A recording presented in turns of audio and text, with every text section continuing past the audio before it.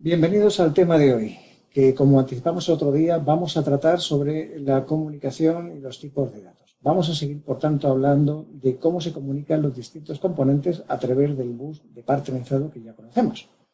Y este es, también os lo comenté, desde mi punto de vista, un tema clave dentro de lo que es este estándar, ya que vamos a definir la manera exacta, por así decirlo, el diccionario que van a emplear los componentes para poderse intercomunicar unos con otros. Así que, si os parece, nos metemos en las transparencias.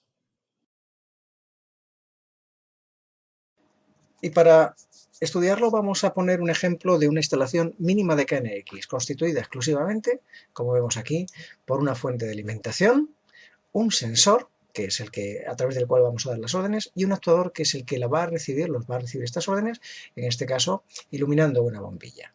Vemos aquí que cada aparato va a tener que tener, lógicamente, su dirección individual, y ya vemos aquí también unas direcciones de grupo asociadas a los objetos, o sea, a los elementos que se tienen que comunicar entre sí para realizar esta función. Antes de seguir, un breve recordatorio de cómo es el funcionamiento, o sea, cómo se hace el direccionamiento. Los telegramas se envían a direcciones de grupo, los telegramas de trabajo normal, excepto en el caso en el que vayamos a programar, donde los telegramas van dirigidos a una dirección individual, a una dirección física. En el trabajo normal, decimos, simplemente serán las direcciones de grupo las que van a definir a dónde va dirigido cada telegrama, mientras que la dirección individual se utilizará únicamente, si recordamos la estructura del telegrama, para decir quién ha enviado ese telegrama, quién es el remitente, lo cual, pues, ya veremos, puede ser de mucha ayuda también a la hora de hacer un diagnóstico en una instalación pues, que nos esté dando problemas. Y con todo esto ya tenemos lo necesario para ver nuestro ejemplo. En nuestro ejemplo decíamos, tenemos un sensor que tiene la dirección 111, la dirección individual, y un actuador, estamos hablando de elementos físicos conectados a nuestro bus, que va a tener la dirección individual 112. El 111, como vemos aquí, es un pulsador, y el 112 es un actuador de dos canales. El pulsador, vamos a imaginar que tiene dos teclas. Entonces, ese es el sensor pulsador, tiene dos teclas que vamos a asociarlas a dos direcciones de grupos.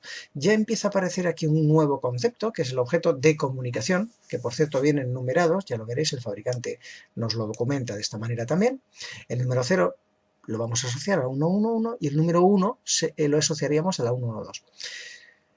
Este sería el nombre del objeto de comunicación. Tecla izquierda sería el nombre propio, por así decirlo, del objeto de comunicación número 0. Vemos que es muy intuitivo. Enseguida que vemos tecla izquierda sabemos cuál sería en principio la función que podríamos esperar de ese objeto de comunicación, de ese elemento de programación, que es el que nos permite ser asociado, como vemos aquí, a una dirección de grupo, que es realmente lo que al final nos interesa a nosotros. El actuador, en este caso, también de dos canales, va a tener un canal A asociado al objeto de comunicación número 0 y un canal B asociado al objeto de comunicación número 1. Bien. Para que esto funcione, lo que tenemos que hacer, como vemos aquí, es que si queremos que con la tecla izquierda se encienda y se apague la luz conectada al canal A, lo que tenemos que hacer es que tanto a la tecla izquierda como al canal A tenemos que darles la misma dirección de grupo. Fijaros en la sintaxis, la barra nos indica que son direcciones de grupo, mientras que los puntos, recordamos, aquí están arriba, son los que nos indican una dirección individual, en la sintaxis. La tecla derecha, para hacer lo mismo, la asociaremos a la 112, tanto el sensor, ¿sí?, como el actuador, como el canal B de salida. De esta manera tan sencilla hemos conseguido que cuando esta tecla, el pulsador, la tecla 0 del pulsador, manda un telegrama de ON a la dirección de grupo 111, aunque lo escuchan todos los aparatos del bus, y por supuesto lo escucha este único aparato que tiene además los dos canales, solamente uno de los dos canales, el que esté asociado a la dirección de grupo 111, es el que va a reaccionar encendiendo o apagando la bombilla en función del valor que encuentre en la parte de datos útiles del telegrama enviado por el sensor 111. Así pues, como hemos visto, lo importante no es el aparato en sí, sino los objetos de comunicación, que son esos elementos de programación que nos permiten ser enganchados a través de las direcciones de grupos con los otros elementos u objetos de comunicación de otros aparatos. Veis, recordamos el objeto de comunicación tecla izquierda del pulsador con el objeto de comunicación canal A del actuador. Con lo cual es lógico que tengamos interruptores, algún medio para poder modular, para poder determinar cómo va a ser la comunicación, incluso, ¿por qué no?, anularlo. Así tenemos lo que se llaman flags.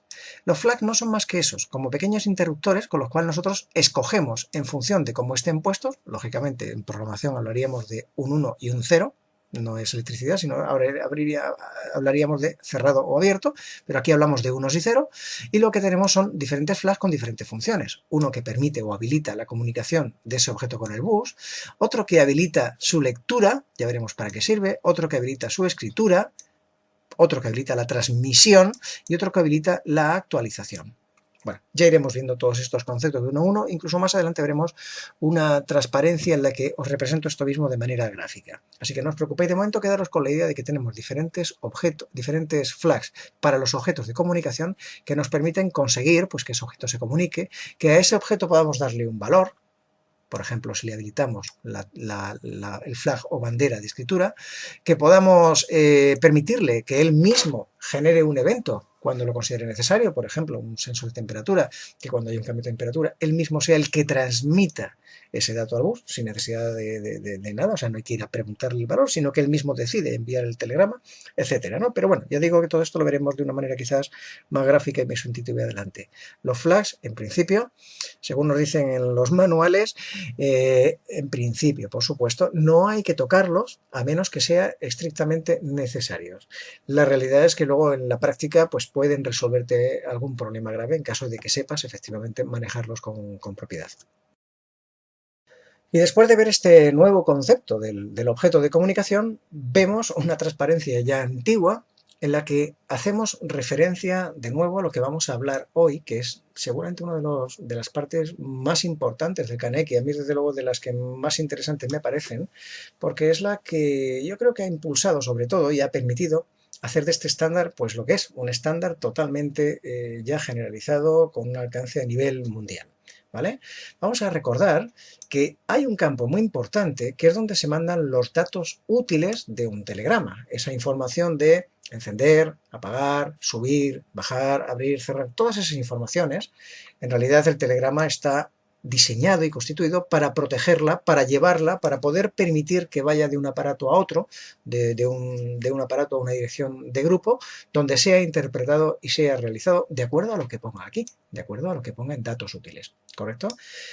Es por tanto muy importante que todos los aparatos conectados al bus entiendan el lenguaje empleado dentro de estos datos útiles, porque de nada serviría que después de haber recibido el telegrama, después de haber comprobado con los bytes de seguridad que el telegrama se ha recibido correctamente, incluso haber sido capaz de decir, oye, que lo he recibido mal, mándamelo otra vez, o incluso haber sido capaz de reconstruirlo, después de que hemos sido capaces de que un aparato realmente lo mande a una dirección de grupo y allí lo escuchen varios dispositivos concretos que nosotros hemos definido, pues después de conseguir todo eso, imaginaros que los aparatos por fin abren el documento secreto, la información que les llega, y se encuentran que está escrita en chino.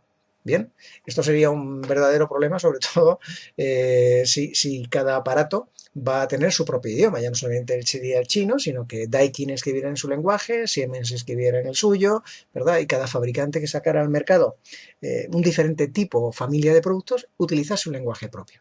Bien, aquí es donde vamos a ver que nace el concepto de networking, pero no me quiero anticipar. Lo que sí que os digo es que gracias a esto es precisamente por lo que este estándar ha llegado a afianzarse de esta forma tan sólida en nuestros días. Y todo esto es posible gracias a la definición de algo que tiene un nombre un poquito extraño, como vemos aquí, que es el tipo de punto de dato, que en realidad esto en español no significa mucho, en realidad en español diríamos más bien tipo de dato, ¿no?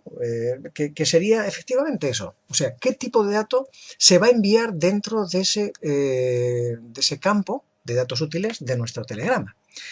Es importante, por tanto, definir funciones de automatización que sean lo más genéricas posibles y que pueda entenderla todo el mundo. Quiero decir, encender, apagar, lo puede entender una bombilla, pero lo puede entender igualmente un equipo de aire acondicionado, ¿verdad? Y lo puede entender un equipo de música. Bien, pues vamos a utilizar una forma de definir el encender, apagar que sea igual tanto para el equipo de música como para el aire acondicionado como para la bombilla. Y para ello, en este caso, nada más sencillo que decir uno, por ejemplo, para encender y 0, por ejemplo, para apagar. Da igual el tipo de aparato que esté conectado al bus, el tipo de aparato al que le enviemos esta información, siempre que en un determinado lugar del conjunto este de datos que tenemos dentro del grupo de datos útiles, dentro de una celda concreta de memoria, vaya esa información 1,0, va a ser interpretada por todos de la misma manera. Estaríamos diciendo que todos, por tanto, van a hablar exactamente el mismo idioma. Claro que las funciones que podemos tener en un bus no solamente son encender o apagar, puede haber muchas otras cosas, como por ejemplo subir, bajar una persiana, como por ejemplo enciende, pero déjalo bloqueado, o sea, enciéndelo pero con un nivel de prioridad, que solamente otro pulsador del nivel de prioridad con el que yo, por ejemplo, estoy dando la orden, sea capaz de apagar o de volver a encender después. El conmutador PRIO sería el que realizaría esa función. Vemos aquí el bloque funcional regular. Este permitiría, por ejemplo, subir la intensidad de la lámpara o bajarla, y luego incluso valor de coma flotante. Bueno, aquí tenemos expresados los más importantes de lo data point type, que es el nombre de esto, en realidad, los puntos de datos, como yo diría en español, que son más empleados, los más comunes, los más vulgares. Y ojo, que aquí vulgaridad no es peyorativo precisamente. De hecho, mientras más que vulgaridad, mientras más común es un tipo de dato, más posibilidades habrá de que podamos encontrar ese tipo de dato en todos los aparatos de nuestra instalación. Con lo cual, ojo con los tipos de datos también demasiado exclusivos, que al final nos van a volver a lo mejor o nos van a limitar un poquito el conjunto de aparatos que podamos nosotros emplear en nuestra instalación. Si bien es verdad que los fabricantes que quieran competir, lógicamente irán poniendo cada vez más puntos de datos más evolucionados en sus aparatos. Pero ciertamente, en automatización, simplemente con encender y apagar se pueden dar muchas órdenes, porque encender y apagar puede significar encender y apagar, puede significar alarma no alarma, puede significar cierto verdadero, puede significar abierto cerrado, puede significar muchas cosas. Ese 1 o 0 de encender y apagar, luego vamos a ver que va a haber subtipos de ese tipo de dato que puede tener una interpretación perfectamente adecuada para diferentes funcionalidades con diferentes aparatos. Vamos a ir viendo algunos de estos elementos de uno en uno para verlos con un poquito más de detalle. Y el primero que vamos a ver, lógicamente, es el más sencillo, el de encender apagar, el que llama aquí el 1.001, que antiguamente se llamaba el ACE 1. En realidad el nombre, así como el punto de dato, pues bien, tiene sentido, ¿verdad? El ACE, esa antigua ACE 1 que pone en la cabecera de la transparencia, en realidad tenía todavía más significado, si queréis. Significaba ABA Interworking Standard, o sea, el estándar de trabajo entre diferentes tipos de filosofías. Quiero decir, yo digo apagar desde un pulsador general, o cuando, por ejemplo, activo la alarma, que se entiende que una vivienda se queda vacía, y mando una orden de apagar general, y la va a entender igual la iluminación, los enchufes, los aires acondicionados, los televisores, lo va a entender todo absolutamente, ¿no? Entonces, bueno, pues tenía sentido el nombre, pero en realidad nos quedamos con el significado de lo que esto tiene, y vamos a ver cómo se estructura este tipo de dato llamado 1.001 antiguo ACE 1. Dentro del campo de datos útiles, este va a ser el telegrama más cortito. Recordáis que los telegramas podían ocupar el bus entre 20 y 40 milisegundos. Bien, este lo va a ocupar 20 milisegundos y solamente necesita 2 bytes. Bueno, diréis, ¿para qué 2 bytes? Para mandar un 1 y un 0 me basta con un bit. No necesito 16, que es lo que serían 2 bytes, ¿no?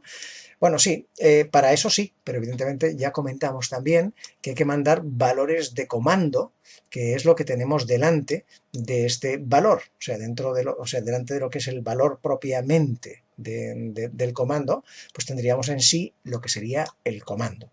¿Sí? Es lo que tenemos la C, que lo tenemos aquí marcado en estos elementos. Estas X son bits que de alguna manera nos están sobrando y que no podemos emplearlo, pero bueno, por la estructura de lo que es el telegrama necesitamos esto. Entre otras cosas, recordamos que también necesitamos saber aquí la longitud de los datos útiles. Bien, pues esta es la longitud del telegrama de 20 milisegundos, ¿sí? Estos son los bits que estamos empleando, y al final el que tiene significado solamente va a ser el primer bit, el bit de menor peso de esos dos grupos de 8 bits. Ese es el que nos va a decir, en caso de 1, como dice aquí, on, abrir, cierto, alarma, o en el caso de 0, off, bloquear, falso o no alarma. En este caso, tenemos la pantalla con un tipo de dato, ¿sí? Pero fijaros que el título de la transparencia habla de bloque funcional. Bueno, no es nada raro esto. En realidad, un bloque funcional no es más que agrupar una serie de tipos de datos necesarios para que un aparato pueda realizar una función concreta y de una manera correcta. Este sería el caso, por ejemplo, de un regulador de iluminación, un dimmer, que se conoce con ese nombre popularmente, en el cual, como se trata de una lámpara, tenemos que poder realizar diferentes funciones mínimas, que serían encender-apagar, para lo cual emplearíamos el bloque funcional, el tipo de datos que acabamos de estudiar, el DPT1, en definitiva, el on-off. Tendríamos que poder también subir y bajar la intensidad, que eso sería otro tipo de dato, ese sería en concreto el tipo de dato que tenemos en esta transparencia. Y por último veremos que, bueno, ¿por qué no? Que también ese dimmer ya me pueda ir directamente un valor, decirle, oye, ponte al 30% o al 10% o al 100% según da la necesidad y de una manera directa, sin tener que andar subiendo y bajando e incluso ya preprogramada en una escena, de manera que, bueno, pues siempre que voy a ver la televisión, esa lamparita particularmente se me va a poner al 30% sin que yo tenga que andar regulándola, ¿no? Para que un dimmer pueda llevar el sello KNX, tiene que por lo menos tener estas tres funciones, o sea, estos tres tipos de datos englobados dentro de este bloque funcional regular. Y aquí vamos a ver cómo funciona, en concreto en esta transparencia, el objeto, el tipo de dato de regular. Se hace con 4 bits. Tenemos los 3 de menor peso aquí a la derecha y el de mayor peso, el cuarto bit, aquí a la izquierda. Bien. Este cuarto, como dice aquí, es el que nos va a indicar si lo que queremos es subir la intensidad o bajar la intensidad. Bueno, cuando hablábamos de objeto de comunicación, lo asociábamos directamente, teníamos, no sé si recordáis, en el ejemplo al principio de esta transparencia, de estas apariencias, perdón, de hoy, lo que teníamos era una entrada, decíamos, en este pulsador de 2 entradas tenemos un objeto que es pulsador izquierdo y otro objeto que es pulsador derecho. Parece que un objeto se tiene que asociar necesariamente a un elemento físico. Esto no es cierto. Imaginemos, por ejemplo, que asociamos un objeto a un conjunto de 2 teclas. Una tecla que sea subir y otra bajar, ¿no? Bien, si nosotros asociamos 2 teclas a un mismo objeto de un pulsador, podemos hacer, por ejemplo, que si pulsamos la tecla de subir, en este precisamente bit de mayor peso, el cuarto bit, pondríamos ya directamente un 1 cuando quisiéramos subir la luz y un 0 cuando quisiéramos bajarla, ¿vale? De esta manera sería cómodo para el usuario porque podría identificar perfectamente cuál sería el sentido de la regulación en cada tecla, incluso con una serigrafía marcada con una flechita para arriba y para abajo. La de la flechita para arriba estaría asociado al mismo objeto de comunicación que manda regular hacia arriba o hacia abajo, pero sería el encargado de escribir unos en ese objeto de comunicación, y la de abajo también estaría asociada con ese objeto de comunicación, pero solamente le escribiría ceros. Los otros 3 bits, los 3 de menor peso, los que se mandan primero, por cierto, son los que nos van a permitir hacer esta regulación, que por otra parte es exactamente la misma que en su momento también hemos explicado cuando hemos partido o cuando hemos puesto un ejemplo de cómo entre 2 aparatos, un sensor pulsador y un actuador dimmer, pueden entre los dos realizar una regulación a través del bus como si estuvieran unidos entre sí eléctricamente y a la vez que hay otros elementos en el bus funcionando y transmitiendo a través de ese bus. Esos telegramas que nosotros veíamos de que decíamos, apretamos un pulsador y la lámpara se enciende, hacemos una pulsación corta y la lámpara se enciende, hacemos una pulsación larga y la lámpara sube o baja de intensidad. Bueno, esto todavía es más complicado, ¿verdad? Porque en este caso ya no es que estemos asociando 2 teclas a un solo objeto de comunicación. En este caso es que a una misma tecla le estamos asociando 2 objetos de comunicación. Vamos a verlo. Si nosotros pulsamos la tecla de subir la intensidad con una pulsación corta, ¿qué es lo que se supone que queremos que suceda? En principio parece lógico pensar que lo que queremos es encender la luz, ¿no? Ese sería un objeto de comunicación asociado a esa tecla, ¿correcto? En la tecla de abajo, de bajar, lo que querríamos sería lo mismo, pero al contrario. O sea, cuando yo hago una pulsación corta de la tecla bajar, hago un toque tic de esa tecla, lo que parece que quiero decirle al sistema es que me apague la luz. Así que con una pulsación corta, tic, encendería con la tecla de subir y con una pulsación corta, tic, bajaría en la tecla de bajar. Pero si mantengo la tecla de la izquierda apretada, en lugar de hacerle una pulsación corta, le hago una pulsación larga, lo que va a mandar va a ser otro tipo de información completamente distinto. Ya no va a mandar un objeto de un bit, que sería el on-off que acabamos de ver, sino que va a mandar un objeto de 4 bits, que por cierto en conjunto ocupa también 20 milisegundos, igual que el anterior, no ocupa más. Es suficiente con 4 bits que vamos a emplear, es más que de sobra, incluso con los bits que necesitamos de comando. Bueno, pero no nos vayamos del tema. Decía que en este caso cada tecla va a tener asociados 2 objetos de comunicación. ¿Cómo activamos cada uno de esos objetos de comunicación? Pues en función de que hagamos una pulsación corta o una pulsación larga. De esta forma tan sencilla que parametrizaremos en el pulsador, conseguiremos que, si yo por ejemplo presiono la tecla menos de medio segundo, hago el famoso tic de encender o apagar, va a mandar un objeto de comunicación de un bit que estará asociado, por tanto, a una dirección de grupo concreta. Si en cambio hago una pulsación de un tiempo superior a más de medio segundo, sería lo que el aparato interpretaría como una pulsación larga y ya le daría igual que estuvieras apretando media hora o que lo soltases. Él ya ha interpretado que la pulsación es larga y a partir de ese instante mandaría un objeto de comunicación, como vemos, de 4 bits, ¿sí?, que es el objeto este que estamos aquí estudiando, que indicaría si es la tecla de subir. Poniendo aquí un 1 indicaría subir y si es la tecla de bajar mandaría bajar. ¿Cuánto? ¿Cómo? Vamos a verlo. Aquí tenemos 3 bits y diréis, ¿para qué tantos? ¿No? Si para mandar subir y bajar es suficiente, en realidad pues casi que sí, que tengo que daros la razón, solamente que, si recordamos, teníamos 2 formas de poder hacer regulación, que es regulación con telegramas de paro o stop, telegramas start-stop, ¿no?, o telegramas cíclicos en los cuales vamos a ir enviando en ciclos de tiempo iguales un valor concreto de regulación que lo va a recibir el actuador y es el que va a intentar seguir. Os decía que esto era más complicado, que no se suele emplear normalmente y que en este caso hay que ajustar los tiempos y tal. Bueno, esto si queréis podéis volver atrás y mirarlo en las transparencias anteriores, pero en definitiva no es más que esto. Lo que tenemos al final aquí es que cuando yo presiono la tecla en una pulsación larga, mayor por ejemplo de medio segundo, yo puedo configurar ese aparato programable que es la tecla para que me mande en estos 3 bits un valor de todos estos que tenemos aquí. Si mandamos el 001, estamos mandando lo que dice aquí, un nivel de regulación. El 010, correspondiente en binario a la forma de escribir el número 2, estaríamos hablando del 2 niveles de regulación. Y así hasta llegar al 111, 211 es 11, estamos hablando en binario, que representaría o que le indicaría al actuador que, bueno, que la subida se va a hacer en 64 niveles de regulación. Así que estaríamos hablando de porcentajes de subida. Si vamos a funcionar como en el 90% de los casos, o en el 100% de los casos muchas veces, con telegramas de start-stop, lo que vamos a hacer va a ser que cuando yo pulse, a partir de la pulsación larga, o sea, a partir de que ha pasado medio segundos, el pulsador detecta que es pulsación larga, manda subir, por ejemplo, la intensidad de la luz, lo que va a decir es que suba del todo. O sea, en una sola tacada, en un solo nivel de regulación, él va a decir, oye, súbete todo. Pero con el siguiente condicionante, súbete todo hasta que yo diga basta. Recordáis el ejemplo, ¿verdad? ¿Y cuándo dice basta? Pues va a decir basta cuando el usuario suelta la tecla. En ese momento, él lo que va a mandar va a ser estos 3 bits a 0. Así que es muy sencillo. Si queremos hacer una regulación con telegrama start-stop, lo que va a hacer el sistema, y por cierto, esto simplemente lo configuramos, él es el que decide los valores, ¿no?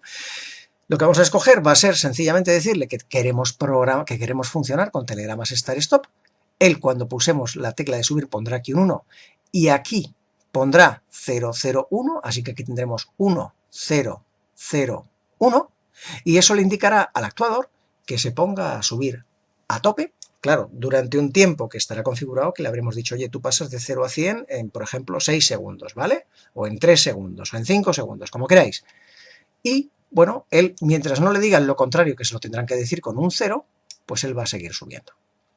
En el caso de que tuviéramos una regulación con telegramas cíclicos, en ese caso sí que tendríamos nosotros que decidir si queremos subir en 8 niveles, en 16, en 32, teniendo en cuenta que cuanto en más niveles escojamos esto, evidentemente más telegramas consecutivos también tendremos que programar para ser enviados, lo que significará que también ocuparemos más espacio del bus a base de telegramas de repetición. Y una cosa muy bonita que diferencia mucho a estos dimmers de los dimmer normales, convencionales, en los cuales esto no se puede hacer, es que podemos mandarles directamente un valor concreto de regulación directamente en el encendido. O sea, una lámpara está apagada y le podemos decir ponte al 30% y no tenemos que ir regulando una ruedecita ni un pulsador. No, no, él se enciende directamente o ella se enciende directamente a ese valor que nosotros le hemos mandado. Para esto hace falta un tipo de dato también distinto. Es un tipo de dato que va a emplear un byte y eso nos lleva al final a la necesidad de poner 3 bytes en el campo de datos útiles, que esto en realidad representa muy poquito más tiempo. Desde luego no es el telegrama de 40 milisegundos que decíamos, como ya veremos, ¿sí? Entonces, bueno, pues al final lo que vamos a tener va a ser que tenemos un valor en binario aquí. Esto sí que hay que repasar, los que no estén duchos con ellos, en qué consiste esto de los valores binarios, ¿sí? Donde le vamos a poder dar un valor entre 256 posible, de 0 a 255. Esto la cuenta sale rápida. Si ponéis 2 elevado a la octava potencia, que es el número de bits que tenemos aquí, 3, 4, 5, 6, 7 y 8, nos sale precisamente 256, que siempre lo que se cuenta es de 0 a 255. Entonces, este objeto es el que se conoce como regulación absoluta y que cada vez más en los manuales aparece identificado con el nombre de valor. Le dicen objeto de valor. O sea, estamos aprendiendo un lenguaje, no lo olvidéis. Luego, cuando vayáis a escoger un producto para una instalación dentro de los catálogos de fabricantes, tendréis que comprender muy bien de qué estamos hablando cuando esté el fabricante contando que tiene este tipo de dato o este tipo ACE, que algunos todavía lo están empleando, ¿sí? Y que, bueno, pues de los bytes que tiene, todo esto, en definitiva, es lo que estamos hablando, ¿vale? Cuando os hablen de un tipo de dato valor, querrán hablar de un tipo de dato que utiliza 8 bits y que vosotros podéis utilizarlo para enviar un valor directamente. Si os hablan de un tipo de dato on-off o switch o conmutador, os están hablando, como decíamos, del 1.001, el tipo de dato inicial de on-off, ¿sí? Que no es este, el 5.001, numeraciones que por otra parte son un poquito, como veis, más difíciles de memorizar y que aún así algún fabricante también emplea, aunque yo hasta ahora no lo he visto nunca, sin una descripción al lado para indicarnos a qué tipo de datos se refiere. No es tan complicado, ya os digo, vamos a manejar comúnmente como 4 o 5 tipos, como mucho, básicamente 2 de ellos o 3, con lo cual en realidad no va a haber mucho problema con esto. Otro tipo de objeto de comunicación muy interesante sería el que nosotros necesitamos para subir y bajar una persiana. Bueno, como veis aquí, estamos delante de otro bloque funcional, porque evidentemente para subir y bajar una persiana no nos basta con subir y bajarla, como ya vimos en el ejemplo también, después de estudiar cómo se hacía la regulación, recordáis, de un dimmer entre dos aparatos, vimos también cómo se podía hacer la maniobra de subir y bajar una persiana entre un pulsador programable y otro elemento del bus, que es el que realmente tiene las salidas de relés para controlar el motor. Pues en este caso también tenemos que aglutinar por lo menos dos tipos de objetos de comunicación para poder realizar esas dos funciones que nosotros habíamos dicho. La una sería subir y bajar del todo, quiero decir que yo a partir de una pulsación larga, recordamos, puedo pedirle a la persiana que se suba del todo y a partir de que he apretado medio segundo la tecla, luego ya da igual que la siga apretando o que la suelte, la tecla ya ha interpretado que lo que tiene que decirle al actuador es que súbete del todo. Y en este caso no le dice hasta que yo diga basta, o sea, yo suelto la tecla y la persiana se sube hasta arriba del todo o se baja hasta abajo del todo según la orden que le haya dado. Y la otra función que yo necesito es poder decirle párate, si es que estás en marcha, a la persiana, porque yo le he dicho súbete del todo, pero yo a este punto digo, ¿y cuánto sol? ¡Pum! Quiero que se pare. Lo haría con una pulsación corta, en este caso una pulsación de menos de medio segundo, si lo hemos parametrizado así en nuestro pulsador. O incluso, en el caso de tratarse de una persiana veneciana, tener la oportunidad de, a base de toquecitos pequeños, como vimos, también hacer pequeños ajustes de inclinación de las lamas. Tenemos, por tanto, dos objetos, que serían el de subir y bajar, y otro el que sería paso. Aquí pone paso, en realidad sería paso-paro. Sí, muchas veces, y además más comúnmente empleado como paro que como paso. Bueno, en realidad sería paso-paro. Así que teníamos el data point type, el tipo de dato subir-bajar y el tipo de dato paso-paro. O start-stop en inglés, en cualquier de los casos suena, o step-stop, perdón, como veis aquí, step, stop, o move. Es como lo podéis encontrar, lo digo esto porque el inglés está muy generalizado, hay muchos más fabricantes que ponen sus manuales en inglés que en español y conviene que algunas palabras por lo menos estéis familiarizados con ella. Estos corresponden, como veis, a dos tipos de datos, pero en realidad los dos son de un bit. Así que ojo con esto porque el hecho del número de bits no es la única diferencia entre los tipos de datos. En este caso volvemos a estar ante telegramas de 2×8, o sea, el mínimo telegrama, otra vez telegramas de 20 milisegundos, con lo cual vemos que con esto que hemos visto, encender, apagar, regular y subir y bajar persianas, si imaginamos en una vivienda, con eso podemos hacer el 80 o el 90% de las funciones que nosotros queremos hacer, ¿no? Otra cosa ya son visualizaciones de temperaturas o de humedades, en fin, otra serie de cosas, ¿no? Pero en principio las maniobras, en un elevado porcentaje de ellas, van a utilizar este tipo de telegramas en cuanto a tiempo, me refiero de 20 milisegundos. Lo que decíamos, en cuanto al número de bits, esta tiene un solo bit y además posicionado siempre en el primer punto. La clave aquí está en la interpretación que tienen que hacer los aparatos, ¿sí?, que llevan este sello de KNX como prueba de su certificación y que, entre otras cosas, está diciendo que interpretan correctamente este bit situado en esta posición. ¿Cómo lo tienen que interpretar? Pues en el caso del objeto subir-bajar, tienen que interpretarlo como un 1 si es una orden de bajar, esto estoy viendo que está mal, y esto, en el caso de un 0, tendrían que interpretarlo como una orden de subir.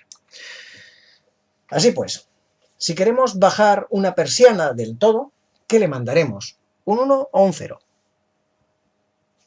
Parece difícil de recordar, ¿no?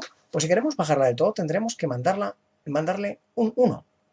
Y si queremos abrirla, tendremos que mandarle un 0. Parece que intuitivamente diríamos al contrario, ¿no? Abrir una persiana lo asimilamos a lo mejor con encender una luz y parece que, como encender una luz es un 1, parece que abrir la persiana tendría que ser un 1. No, para que no os equivoquéis, podéis pensar siempre mejor que en una persiana en un toldo. Al fin de cuentas se maneja exactamente igual que la persiana, con este bloque funcional, con estos tipos de datos. Y si pensáis en extender un toldo, enseguida, de una manera más intuitiva, os saldrá aplicar un 1, ¿no? Porque parece que extender y encender son funciones similares, ¿no? Entonces, bien, si pensamos en el toldo, veremos que el 1 es para extender, igual que la persiana el 1 la despliega, la baja, mientras que el 0 sería recoger, igual que la persiana la recoge, la abre, ¿no? Entonces, para que no os equivoquéis, podéis utilizar mejor el concepto de persiana. Así que, cuando en el objeto de comunicación subir-bajar mandamos un 1, baja. Cuando le mandamos un 0, sube. Corregid esto porque esto está mal. Luego, en cuanto al paso, al objeto de comunicación de paso-paro que decíamos, aquí cuando mandamos un 1, en principio va a ser un paso abajo si es que la persiana está parada, o pararse en el caso de que la persiana esté en movimiento. Recordamos que el objeto de comunicación corto, por así decirlo, este objeto de comunicación de paso-paro, tiene dos funciones, como dice su nombre, paso o paro. Paso indica avanzar un poquito, en el caso de que la persiana esté parada y reciba esta orden, lo que va a hacer es precisamente eso, pero en el caso de que esté en marcha, da igual que le mandéis un 1 o un 0, como veis aquí, lo que tiene que interpretar es que se tiene que parar.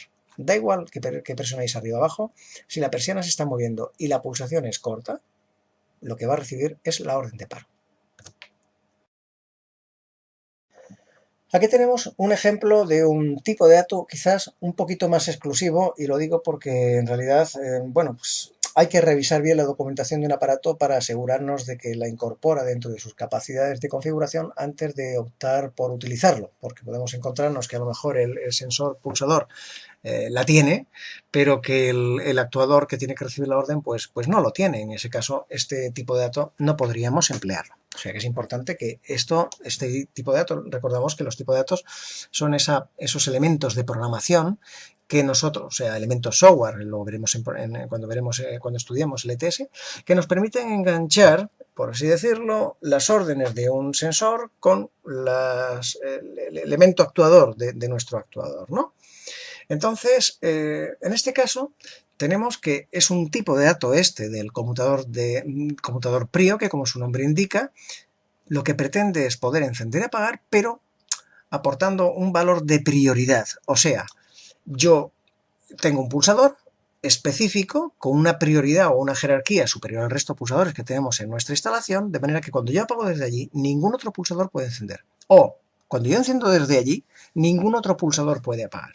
¿Esto qué sentido tiene? Parece que anulamos siempre nosotros. Bueno, vamos a ver que no, según cómo se mande la orden, y muchas veces esto está pensado también para ser enviado a lo mejor no solo desde un pulsador, sino desde un programador. Imaginaros en un colegio que a cierta hora quiera apagar las luces y evitar que ese distraído que se ha dejado algo, ha vuelto y ha encendido la luz y finalmente se la deja encendida después de haber recibido esta orden, pueda hacerlo. Lo que hace es que, bueno, a esa hora dice, apaga las luces y déjalas así hasta que yo te diga lo contrario.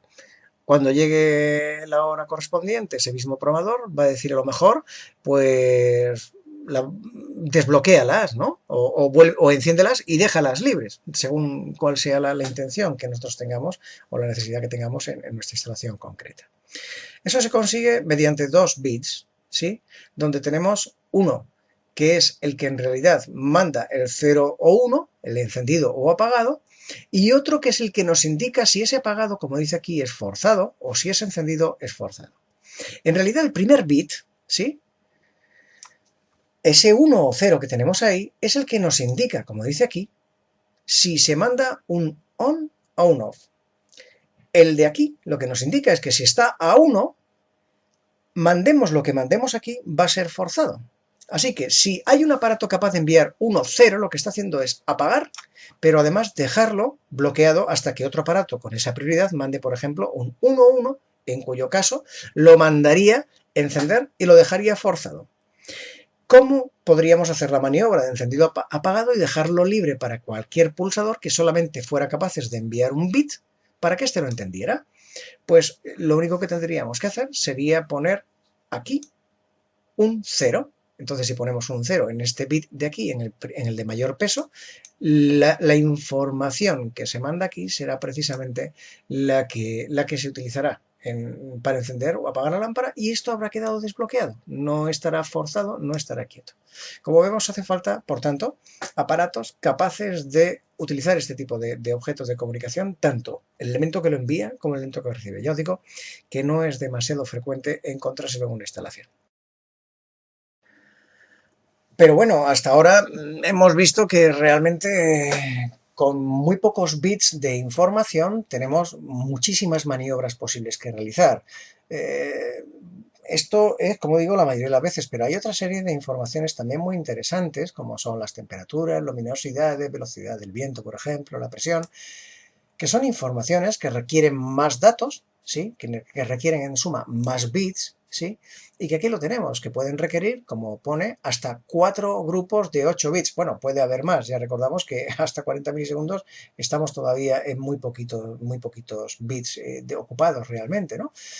Pero en definitiva lo que estamos hablando, o sea, aquí podría ser hasta 16 grupos de 8 bits. Recordamos que este 4 es el que nos indica 2 elevado a 4 y 2 por 2, 4, por 2, 8, por 2, 16 bits posibles, o sea, 16 grupos, perdón, de 8 bits, que es muchísima información. Simplemente con 4, fijaros, ya podemos enviar valores de coma flotante, que son los que nos van a permitir mandar información de 10 grados o 21 grados, 5, informaciones de este tipo, o velocidades del viento en metros partido por segundo, en kilómetros por hora, con una definición, con una resolución más que suficiente para esta necesidad en concreto. Pero vamos a seguir profundizando un poquito también en la tecnología de la comunicación. Ha habido una cosa que hemos comentado, pero que no hemos entrado en detalle, y es que, bueno, esta forma de comunicación en el bus es una forma de comunicación en la que hay un acceso aleatorio al bus. ¿Qué quiere decir esto?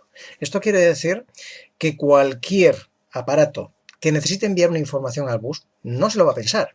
Va a coger, va a escuchar al bus, y cuando vea que ha pasado un tiempo, que todos los aparatos van a esperar el mismo tiempo, sin escucharse, desde el último telegrama que se envió por el bus, a continuación él va a coger y va a empezar a intentar hablar. Claro que es igual que él, si pensamos en la topología, puede haber en su solo segmento de línea, puede haber hasta 64 aparatos también conectados que también necesiten poner una información en el bus. Imaginaros que hay 2, 3, 4 que intentan hablar a la vez. Tiene que haber alguna forma de evitar que esto suponga un problema, de evitar que se pierda tiempo. Esto es lo que se llama acceso aleatorio al medio con resolución de colisiones. Para conseguirlo, eléctricamente, ¿esto cómo se consigue? Pues de una manera realmente sencilla, por lo menos desde el punto de vista conceptual, ¿no? Siempre que pensamos en unos y cero, nosotros estamos pensando habitualmente en una tensión de 5 voltios, 0 voltios, para el 1 5 voltios, para el 0, 0 voltios o 12 voltios, 0 voltios, o sea, decimos tensión, no tensión, y ya con eso nos imaginamos de una manera muy intuitiva el 1 y el 0, parece que es lo que siempre nos enseña, ¿no? Es decir, el 1 es que tensión, el 0 es que no tensión. Eso aquí no nos va a valer, ¿por qué? Porque resulta que tenemos un bus que no solamente sirve para transmitir comunicaciones, sino que además va a ser la fuente de alimentación de los aparatos que están conectados a él, con lo cual ahí tenemos una tensión fija de 30 voltios en la salida de la fuente típicamente, que es la que va a suministrar energía eléctrica a todos los aparatos ahí conectados. Así que a partir de aquí ya no nos vale lo de que hay tensión, no hay tensión. ¿Qué es lo que se hace? Se modula, se monta sobre esa tensión de 30 voltios, ¿sí?, una señal alterna para reflejar, como veis aquí, los ceros y una ausencia de frecuencia, por así decirlo, o sea, no se modula nada, o sea, la nada sería para el 1 y la frecuencia modulada sobre la línea de 30 voltios, sobre la base de 30 voltios, sería lo que nos indicaría un 0. Todo eso si tenemos en cuenta que tenemos estipulados los tiempos de cada telegrama, o sea que el tiempo que esta frecuencia va a estar en el bus está perfectamente delimitada, puede permitir a los aparatos identificar perfectamente la comunicación cuando tenemos un 1 y un 0. Y como todos los aparatos van a estar escuchando a la vez, claro, si un aparato está a la vez que escribe, está escuchando y está escribiendo un 1, y hay otro aparato que está escribiendo un 0, vamos a ver que evidentemente lo va a interpretar como que se tiene que callar. Y de esta forma tan sencilla podemos establecer la prioridad a la hora de seguir hablando de un aparato sin evitando que haya una colisión que suponga una detención en la comunicación o que tengan los dos que volver para atrás, ponerse de acuerdo en la comunicación, o sea, a ver quién de los dos vuelve a empezar a hablar primero, y de esta forma tan sencilla se puede perfectamente determinar quién es el que tiene mayor prioridad para poder empezar a hablar. Y aquí lo tenemos expresado con más detalle, es lo que dice lo que se conoce como el CSMA/CA en definitiva, como dice aquí, el acceso aleatorio al bus con detección o con resolución de colisiones. En el ejemplo vemos dos aparatos, un aparato bus 1 y un aparato bus 2. Ambos empiezan a hablar a la vez después de que damos de por sentado que sabemos que ha pasado un tiempo desde el último telegrama que circuló por el bus. En un momento determinado, bueno, claro, por el bus que tenemos en ese momento, pues tenemos que cuando se manda un 1 no tenemos nada, cuando se manda un 0 lo que tendremos será esa frecuencia modulada, cuando se manda un 1 no tendremos nada, y vemos que como aquí están ellos mandando casualmente, coinciden en la comunicación, la secuencia de unos y ceros que cada uno de ellos tiene que enviar, pues hasta aquí ni siquiera ha habido una colisión, sino que todos los aparatos están escuchando 1, 0, 1, sí, así hasta llegar a este punto, donde este tiene que poner un 1 en el bus y este, en cambio, tiene que poner un 0. ¿Qué sucede? El aparato bus 2 pone un 1, o sea, no pone nada en el bus, pero sigue escuchando. ¿Qué es lo que escucha? Escucha la frecuencia que representa el 0 que ha puesto en el bus el aparato bus número 1. ¿Qué sucede? Este aparato se da cuenta de que hay alguien hablando con más jerarquía, con más prioridad que él en ese momento, y automáticamente él para la comunicación, aborta la comunicación, y en el bus, si nos fijamos, la resultante es que es como si hubiera estado hablando únicamente todo el rato el aparato bus 1. Como vemos, entonces, la comunicación al final va a depender de las frecuencias que se modulan sobre la línea base de 30 voltios, que es la que a su vez sirve para alimentar todos los componentes bus que están conectados al bus. Bien, entonces, los datos, para evitar que puedan sufrir interferencias electromagnéticas, como cualquier línea que tenga una corriente eléctrica, especialmente cuando hablamos de señales, lo que se hace es una transmisión simétrica, que como veremos, lo que va a consistir es que metemos, lo que vamos a considerar siempre, en la información no va a ser la tensión que hay en cada línea, en cada uno de los dos hilos, sino la diferencia que tenemos entre los dos conductores. De manera que si utilizamos un par trenzado, como el que hemos visto cuando hemos hablado del cable bus, y utilizamos este método de comunicación, al final lo que estamos consiguiendo es que, como en el par trenzado la interferencia electromagnética va a afectar por igual a las dos líneas y a la vez lo que nos importa es la diferencia entre ambas, pues entonces esto no va a poder afectar la comunicación, ya que al llegar al aparato, esta señal, lo que se va a hacer va a ser filtrar el modo común, nos vamos a quedar con la diferencia entre los dos hilos y eso es lo que va a determinar que el aparato pueda analizar si está recibiendo un 0 o un 1.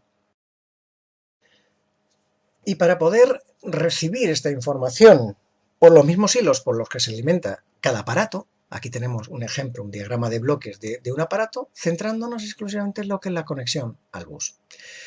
Vemos que este aparato tiene aquí, por así decirlo, un transformador en el cual hay una primera bobina que está conectada directamente al bus y en la cual estamos, por así decirlo, cortocircuitando con este condensador.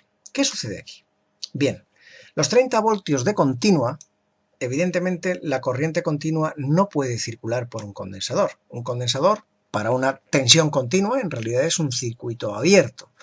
Así que la tensión de los 30 voltios que tenemos puestos en el bus se transmite sin dificultad a estos dos puntos de donde luego el aparato puede extraerla para utilizarla para su electrónica a modo de alimentación. Pero además, a través de esta bobina y a través de este condensador, esas frecuencias alternas que componen los ceros sí que pueden circular, porque circulan a través del condensador, así que cuando se ve una tensión alterna, pasa por aquí, ya que este condensador se calcula precisamente para facilitar el paso de esa señal, permitiendo, ¿sí?, cortocircuitando estas bobinas y por tanto permitiendo que pueda circular la corriente por aquí. De esta forma, esa señal lo que pasa es que induce aquí otra. Tenemos aquí unas bobinas por la que circula una corriente a través de este condensador y tenemos aquí otra bobina que es, en el efecto transformador, la que recibe esa señal y la que nos va a servir para que la electrónica que está aquí conectada nos permita identificar los ceros de los unos. De esta manera tan sencilla y con un simple filtrado de un sistema de transformador condensador, conseguimos extraer por un lado la alimentación y por otro lado la señal. Pero llegados a este punto vamos a fijarnos en la fuente de alimentación, que no hemos hablado de ella, pero que si os fijáis en toda la documentación que hemos estado manejando, aparece como FA, fuente de alimentación, BO, barra BO. Si os fijáis, así la habréis visto descrita. ¿Y eso es por qué? Pues porque todas las fuentes de alimentación KNX incorporan sí o sí una bobina, que le llaman ellos, que es una bobina de choque para proteger nuestras comunicaciones. Vamos a entenderlo. Una fuente de alimentación obtiene una línea de tensión continua, cuanto más recta, mejor filtrada, mejor, más limpia, más parecida a la corriente de una pila, para que nos entendamos, a partir de una tensión alterna de 230 voltios. Como muchos sabréis, eso se puede conseguir mediante procesos de filtrado. Procesos de filtrado que son capaces de eliminar estas señales y, ¿por qué no?, las señales que también circulan por el bus. Tenemos que impedir, por tanto, que estas señales se nos vayan por el mismo camino por el cual se nos van los ruidos de la entrada. Para conseguir lo que ponemos es algo que nos para las frecuencias y nada mejor que una bobina. Una bobina de choque se rebota, se opone precisamente al paso de la corriente alterna, permite pasar la corriente continua, permite poner aquí los 30 voltios, pero impide que las señales que están poniendo aquí los diferentes aparatos que se comunican entre sí a través del bus pueda pasar a la parte de filtrado de nuestra fuente de alimentación. Además, dispuestas de esta forma, se produce un efecto transformador de manera que una señal que intenta pasar por aquí de un pico de comunicación produce una señal completamente contraria en el otro lado, con lo cual es como se está favoreciendo la transmisión simétrica en el bus. Y vamos a ver que precisamente la fuente de alimentación del bus es clave a la hora de configurar la señal simétrica de comunicación entre dos aparatos y de ahí, como vamos a ver, algunos de los requisitos que tenemos que respetar a la hora de definir cómo vamos a colocar los aparatos en nuestra instalación. Y para verlo con claridad tenemos aquí expresados un poquito los límites que tenemos recogidos dentro de este estándar, que no es más que ponerlos aquí en una única imagen. ¿Veis? La fuente de alimentación hemos dicho que es clave porque sirve para conformar, ¿verdad?, la parte contraria de la señal a la que emite el aparato que está intentando comunicarse. Así que es lógico, es fácil de entender que la distancia entre cualquiera de los aparatos conectado a la línea y la fuente de alimentación tenga un límite. ¿Y ese límite cuál es? Pues el límite son 350 metros. Con lo cual, la máxima distancia que puede haber entre dos aparatos podrá ser de hasta 700 metros solamente. Además, nos definen en el estándar, por cuestión de atenuaciones y cosas estas, que la longitud máxima de cable que podemos tener en un bus, estamos pensando no solamente la distancia entre dos aparatos, sino todos los ramales que podamos tener, etcétera, tiene que ser menor o igual a 1 kilómetro. Y también, debido precisamente a la influencia que tienen estas bobinas en los rebotes del bus, lo normal es que... Bueno, normal no. A ver, la pregunta de examen es, ¿la distancia entre la fuente de alimentación de una línea cómo puede ser de 100 metros? La respuesta es no. La respuesta mínima entre dos fuentes de alimentación al bus, y solamente se pueden poner dos, como mucho, ha de ser de 200 metros. Decía, y me reía recordando que, bueno, pues hace poquito tiempo relativamente, el fabricante Siemens precisamente ha sacado unas fuentes de alimentación que permiten saltarse, no sé exactamente cómo lo hacen todavía, permiten saltarse esta limitación, colocando incluso dos fuentes de alimentación juntas en el mismo cuadro, permitiendo, por tanto, alimentar al doble de aparatos en el mismo segmento bus y ahorrándonos entonces la necesidad de poner otro acoplador de línea para hacer un segmento nuevo de línea. Pero bueno, esto es una anécdota de momento. Lo que tenemos que considerar de cara a nuestro examen y de cara un poquito a lo que es la definición del estándar es que, excepto inventos extraños, como puede ser este de Siemens, nos dicen que la distancia mínima entre dos fuentes conectadas a al mismo segmento bus ha de ser de 200 metros. Aquí tenéis una transparencia en la que se analiza el procedimiento de creación precisamente de la señal de comunicación. Vemos que el aparato bus solo transmite la media onda y que luego es la bobina de la fuente la que produce la parte complementaria, lo que llama la onda de ecualización positiva, junto con también las reactancias de los transformadores de los aparatos bus, que todos ellos realizan una función idéntica. Lo que pasa es que por su reactancia, por su valor de reactancia, por tener una reactancia mayor, la fuente de alimentación juega este papel preponderante en este proceso, ¿vale?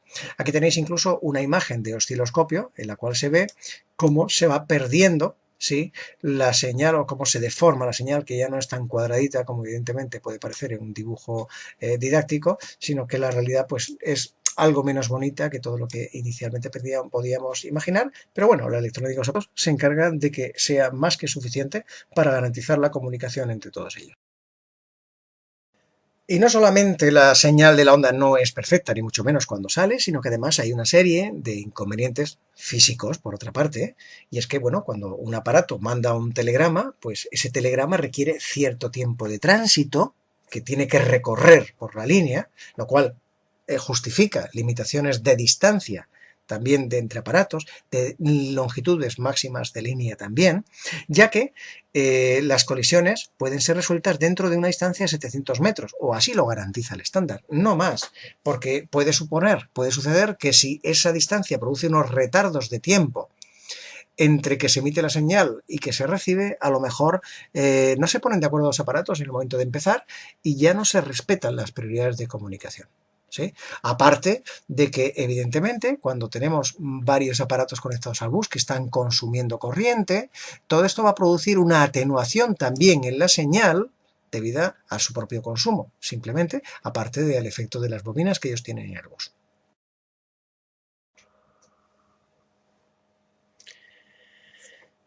Resumiendo también en esta transparencia, esta serie de fenómenos también que podemos encontrar, pues veríamos que hay una capacidad parásita en la línea que afecta precisamente a la señal que quiere mandar el aparato emisor, ya que una capacidad de cara a una señal alterna, según la capacidad que sea y según la frecuencia de la señal, puede llegar a suponer incluso hasta un cortocircuito de esa señal, o sea que desaparezca, para que nos entendamos, ¿no?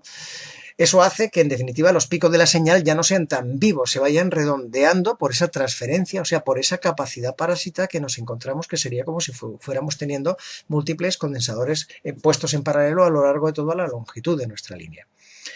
El nivel de señal, en definitiva, cae, y además de caer por eso, cae también porque la propia línea, el propio cable, también tiene un efecto resistivo, como cualquier cable por el que tiene que pasar la corriente. No es un conductor puro, no es un superconductor, desde luego, sino que tiene una resistencia que es tanto mayor cuanto más largo es.